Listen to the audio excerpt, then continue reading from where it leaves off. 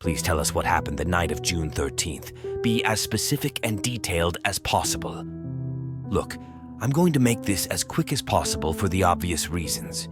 I will give my version of events for why I was fired, and you're going to do your damnedest to try and get me my severance package, or at least something to keep me going in between jobs. How does that sound? Do we have a deal? It started about half a year ago when I had just moved to the area. I was looking to pick up some work as a veterinary technician, but there were no clinics hiring. I decided I would take any job that came my way to make ends meet until I could get my foot in the door at one of the veterinary clinics in the area. As you know, I managed to land a security job at a nearby hospital. It was this hospital, to be exact. It was a pretty quiet job. I walked around on patrol every hour or so. Struck up a conversation with the nurses and patients when I was feeling chatty and spent the rest of my time reading A Song of Fire and Ice. What? It's not like you can fire me twice. You would be surprised what I caught some of the other guards doing when I stepped in to relieve them. I'm just trying to give you a feel for my routine and lay all the cards out on the table. June 13th began as a pretty quiet night. There were no belligerent drunks that needed to get their stomach pumped, and I didn't have to restrain any junkies who were fiending for another fix, but were stuck in detox. I liked these nights the best of all, where I don't have to worry about a drunk vomiting on my shoes or have to talk a problem patient back into their beds. By the way, in the interview, the boss man said nothing about how to restrain patients that weren't free to leave. I'm just saying, with a little more training about protocol, maybe we wouldn't have had the situation we did, and I wouldn't be talking you through that night. Anyways, it was around 8 o'clock that I got the call from the boss. He told me that the hospital was about to be getting a very important patient and asked me if I felt up to the task. I told him yes, because there wasn't another option. He could try to call someone else in to work for my 8 p.m. to 8 a.m. graveyard shift, but there wasn't a snowball's chance in hell he would find someone on such short notice. I agreed to watch the VIP even though I had no real clue of what I was doing. I decided to ask the charge nurse for some information about what hospital security typically does with important patients. I assumed that it was probably some B-list celebrity who had gotten tipsy at a club and rolled their ankle on the dance floor. The charge nurse told me what I already assumed. I would be sitting in their room making sure to keep any media or strangers out while doctors treated her. I asked her if she had any idea who was coming in, and that was when she told me it was Christine Parker. I had no clue who that was. The charge nurse was apparently a big fan of America's Most Wanted and watched it every week before it was canceled. She told me that in 2011, an 11-year-old had gone missing on her way home for school. This girl, Christine Parker, had apparently been missing for over 3 years until today. She was picked up on the side of the roads from a nearby forest by highway patrol. She was set to arrive at the hospital in 30 minutes to treat the injuries she sustained in the escape from her captor. I did a quick walk around the hospital to make sure there weren't any news crews setting up outside. Apparently, the police misled the media by telling them she was being sent to a larger metropolitan hospital while quietly sending Christine out to a hospital in the boondocks.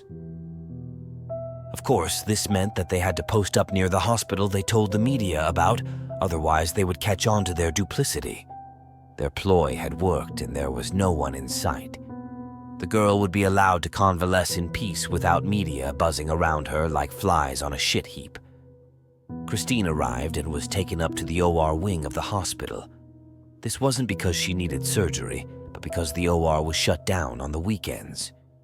I always assumed it was closed because the surgeons wanted some time to play a round of 18 holes on the weekend without having to worry about checking in on their wards. She was brought into the OR because there weren't a whole lot of people there and it would be easier to keep all non-essential personnel out of the way. There were a flurry of doctors around her, and I couldn't really get a good look at her through the whirlwind of white coats and nurses' scrubs. I caught glimpses. She had dirty brown hair that looked like it was a bird's nest and hadn't been combed in a long time. There were scars along her arms and legs that I am fairly certain didn't stop at the sleeves of her clothes. Her right hand was shattered, and it looked like it had been shoved into an industrial trash compactor. Bones poked out of her hand like pins in a pincushion. She was emaciated and looked like she had been through hell. The doctors took a blood sample and left to run some tests and order a few scans. The nurses pulled the curtain and helped her change into some scrubs. When they pulled the curtain back, I saw that the scars indeed did not stop at her sleeves. The nurses asked some basic questions and then went on their way to treat their other patients. The only information I caught was that she was 14. She didn't know if she had any allergies, and she had been held captive in the woods for over 3 years. Once the nurses left, it was just me and Christine in the hospital room. I had no clue of what to say to her. She was obviously shell-shocked. I'm not really a conversationalist, so I tried to keep my trap shut and not look at her injuries. I didn't do a good enough job because she caught me looking at her hand. She raised her broken right hand and said, "That hurt like a bitch." She gasped and raised her hand to her mouth as if she had said something horrible, and I tried to put on my best smile and told her that it was all right if she wanted to swear. She paused and then said uncertainly, "Fuck shitballs." She spoke like she was testing them out and enjoyed how they rolled off her tongue. She continued by telling me that he wouldn't let her swear. It was here that I breached protocol and asked her what had happened out there in the woods. I wanted to have that information ready for the police when they arrived, so maybe I could save her the trouble of rehashing it for 2 stone-faced officers. I remember the time they asked a rape victim to describe her attacker's genitals, who then broke down at being forced to remember that trauma. I tried to give her that one mercy and protect her after she had been exposed to so much. She looked down and said, "The hand doesn't hurt as much as you'd think. I think the fact that I had time to steel myself for what I had to do. I needed that hand broken so I could slip the cuffs. I had to do it, otherwise he would take it from me again. Do you understand?" The kid smashed her own hand up. She did it so she could slip the cuffs. I then asked the question that I wish I never asked. I asked what her captor was going to take from her, thinking maybe he had given her a puppy or doll to assert control over her. Christine lowered her hand to her stomach, and for a second I thought she was having some intestinal issues until she said, "I'm late." The horror of that statement barely had time to sink in before she continued. She said that she had missed her period before, and when her captor found out, he beat her viciously. She told me that he kept striking her until she was on the ground, and then he kicked her in the stomach. She started to cry, and there wasn't a single thing I could think of to say to calm her down other than, "It's over." Around this time, a nurse arrived and gave Christine a sedative. I think they did this so they could examine the extent of her injuries without causing her any more pain or the trauma of reliving it. I hate to say it, but I was thankful she was out cold. I didn't want to hear any more about the horrors she had to endure for 3 years. The scars and improperly healed bones were a testament to the torture she had suffered. I watched over her for a few hours. I tried not to look too closely at the hundreds of scars, some calloused and healed, while others looked like they were weeks old. The soles of her feet were blackened and cut up from running through the woods for miles while seeking help. I tried to not look at her mangled right hand that she had stomped and broken so she could slip the cuffs off. I tried not to look. It was around 5 o'clock when the man showed up in the OR. I was getting ready to kick him out when he asked if I was watching over Christine Parker. He was an average-looking guy. He was wearing jeans and had a weary look to him. I told him that I was watching over a private patient whose identity had not been known to me, just like the guide tells us to say. I thought he was some vulture from the newspaper who had slipped in, but that was when he told me that he was her father, Richard Parker. He kept pressing, and eventually I relented under the condition that I stay in the room while he was there. I brought him into the room, and he stood over the broken body of his girl. It looked like he was about to break into tears at the sight of her injuries, but he managed to keep himself under control. As she was unconscious, there wasn't much he could do or say to her. He stroked the side of her face and then sat down next to me. We sat in silence for 5 minutes before he struck up a conversation with me. He told me all about his daughter, how she liked those frilly Disney princesses, how she used to be so afraid of the dark that he'd had to buy a nightlight, how he used to carry her around on his shoulders. It was here that he really cried. He buried his face in his hands and wept.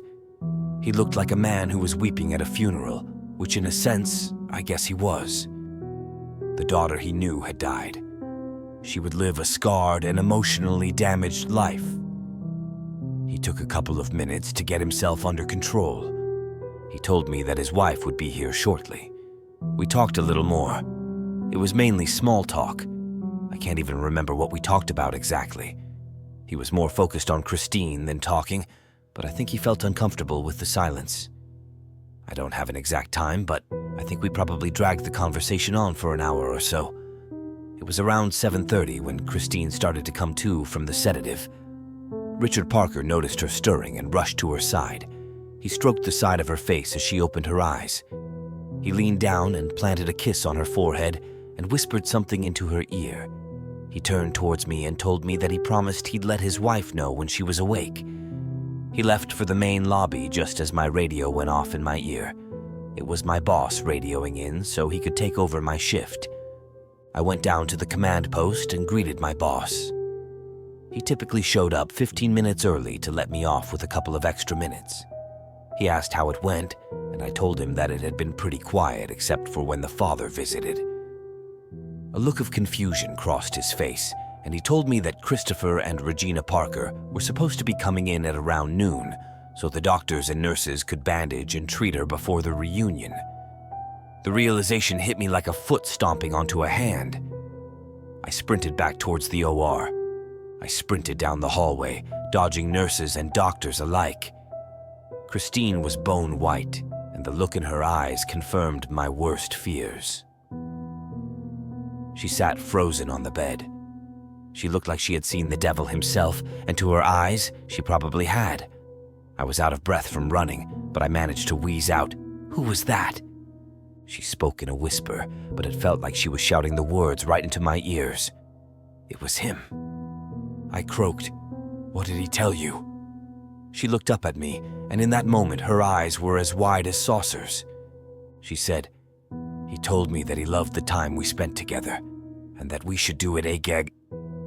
The rest of the words caught in her throat, and she broke down wailing and weeping. My boss arrived at around that time, and I was fired almost on the spot. That's my story. I know I messed up, but how could I have known who that guy was? Well, now that I say it all out loud, I guess I really was in the wrong on this. I doubt I'm going to get a termination package. This trip out here was a waste of time. Well, not completely. Maybe I'll go give Christine a visit. Why are you looking at me like that? What's going on here? This whole interview thing wasn't about my severance or wrongful termination. This interview was about Christine. Oh God, is she all right? Christine has been missing since last night. We have no clue where she could be.